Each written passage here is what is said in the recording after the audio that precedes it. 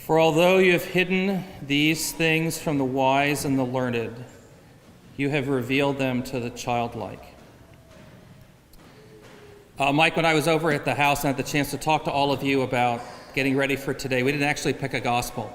One of the reasons why I like this gospel is because in Chris, you had both wisdom and learning and a real childlike simplicity, and that's actually what I want to develop. But before saying that, I just want to thank you for the privilege in the last couple of weeks of having the opportunity to come over and help her and help all of you through the end. Just give praise to the witness that she gave me of a real simplicity and gratitude and faith, that only a lifetime of faith and this gift of God can make that happen. So for that privilege, thank you.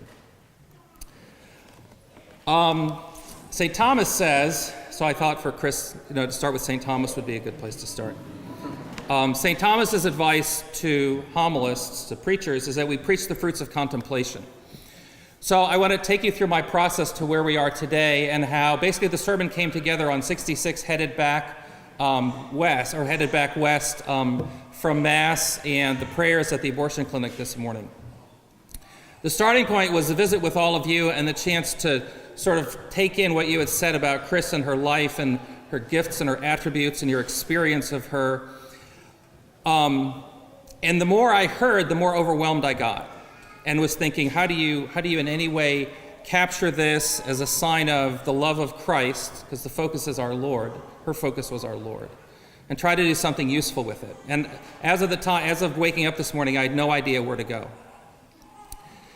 So at Mass this morning with the bishop, at Queen of Apostles, I'm standing there while the offertory is occurring, and there was a very simple phrase that occurred to me. And the simple phrase, and it was to me is very clear this is about Chris, is, hang on, I have my notes from talking to all of you.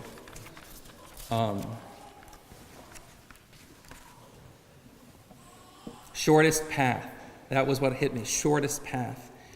Because in thinking about the way you described her, is it in everything she did, she took the shortest, most direct, most practical path to care, to love, to speak, to teach, to rebuke, to encourage, just in a way that maybe some people could find kind of off-putting, but it was just, no, it's just. So I thought, and even as I'm standing there as the Mass proceeds, I thought, all right, I don't know where to go with that though.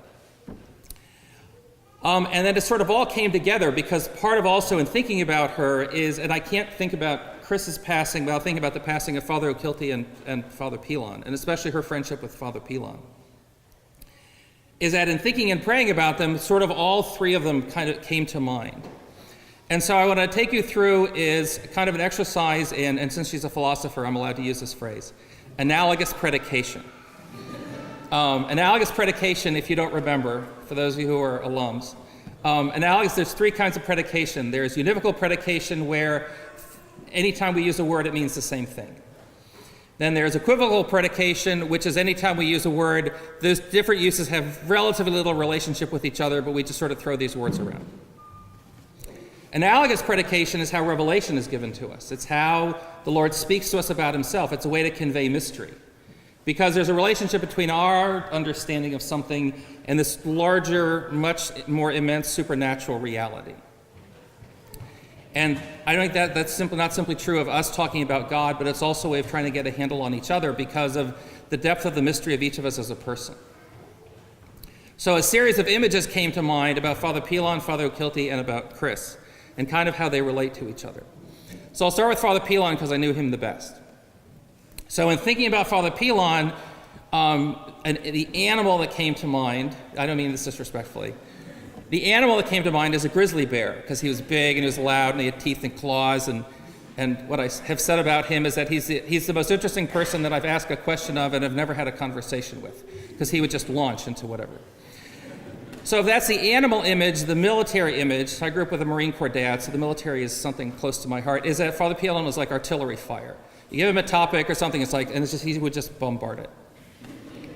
And to put it in theological terms, so like Jesus, I thought of Matthew 23, where our Lord goes after the scribes and Pharisees, and he just bombards them with criticism and invective and analysis and what they should do. And again, it's just sort of, that's the Father Pilon image that came to mind.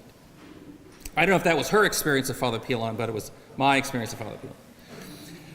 Father O'Kilty is different, and so there the animal metaphor is he's more like a wolf in the sense that you think, oh, cute dog, but still teeth and claws. In terms of the military, actually, rather than the combat part, I thought he would be the one leading the band on the way into combat, because he always liked having a group of people around him. He wasn't a lone character. He was much happier with a pack.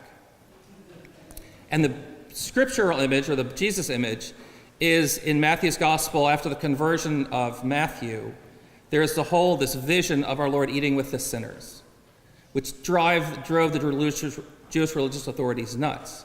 And I thought that would be just a perfect setting for Father O'Kilty, with our Lord is eating with the sinners. He ate with us, so that fits, right? But then where to put your wife? Where to put Dr. Burns? Where to put Chris? So we're going to change continents from the North America to the African savanna. And the animal that came to mind in just thinking about her is a honey badger. Now, work with me. If you've ever seen any of the, all sorts of like nature videos that you can see on YouTube at this point, so whether it's from Nat Geo or Discovery Channel or whatever, is at face value you think, what a cute, furry little creature. Just like bopping along, doing its thing, not bothering anybody. And then you get really close to it, and it has teeth and claws as well, right? And there's way more on the inside than what you see on the outside. And yet the thing about the way that the honey badger is it's very direct and it's very simple. It cares for the cubs, it scares off lions, it digs ditches, it eats cobras. It kind of does whatever it does, and you try to watch it, you go, there's an amazing simplicity and confidence and goodness there. And that's what you conveyed to me about Chris. And so the difficulty is capturing the depth of all of it and yet the simplicity of her. The military image is, rather than artillery fire leading the band, thought of her more as a sniper. Here's a target, here's a project, do it. Class to teach the class. Be practical about the class, help found a college, fine, we're going to help found a college. Whatever it is, she did it. She plunged right in and did it. Where other people might go, all sorts of reasons why it's so hard. No, it's God's will, she proceeded. And in terms of our Lord, I thought of all the different times, what came to me as we were headed back here, is all the different times that as our Lord spoke, sometimes he spoke very, very simply, in a way that would have sort of caught people off guard. So whether it's a simple statement of pray always, or to the woman caught in adultery, go sin no more, or the description in John's gospel of God is love. So part of our Lord is this very simple, direct way of addressing people and things that was totally personal, totally the Lord, and yet didn't have all sorts of stuff attached to it. Now, if that's wrong, I apologize. It's just kind of how, and thinking of the three of them, how it all came together.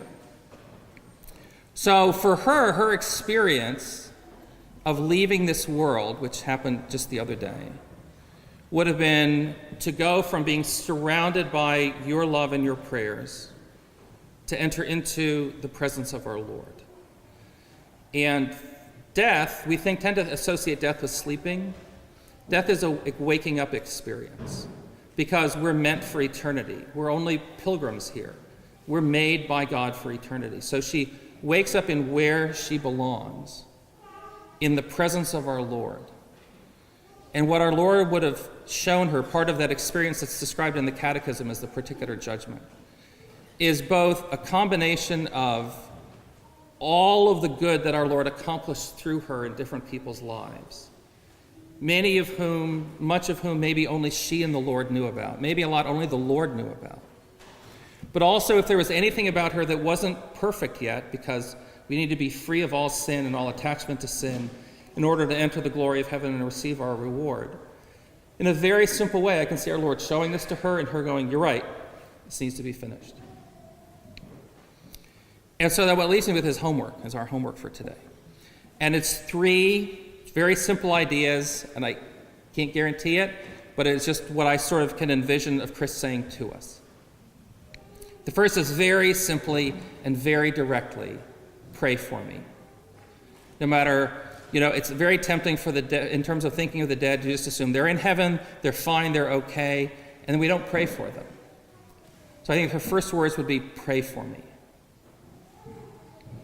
The second would be a very simple command. Be good. Be good.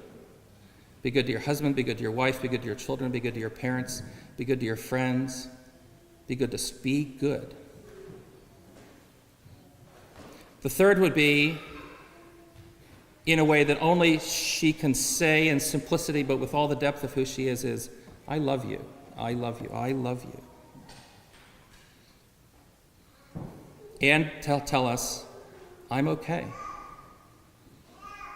Because of the faith that we got to see, there's a confidence that we can have in her being in the Lord's presence. So with each person who's part of our life, whether it's Chris or anyone else, they are assigned to us of God's love. And they give us an opportunity to engage the love of God in a very unique way. So that's true for Chris, it's true for Father Kilty, it's true for Father Pilon, it's true for each of us with all of us. And what I said last night very briefly was that's also supposed to be something that we do for each other, to be aware of as we interact with the living. It's very easy to take the living for granted in different ways. And so the grace I'd also ask you to pray for at the end is the grace to take advantage of the time we have with each other and the time that our Lord has given us, to grow in the goodness that we need to grow into, so that when our moment comes, as the time came for Chris, that the Lord comes, we're ready to go with him. We're ready to go with him and greet our Lord and our Lady and our guardian angel, and hopefully, if we've been faithful, enter into the glory of heaven.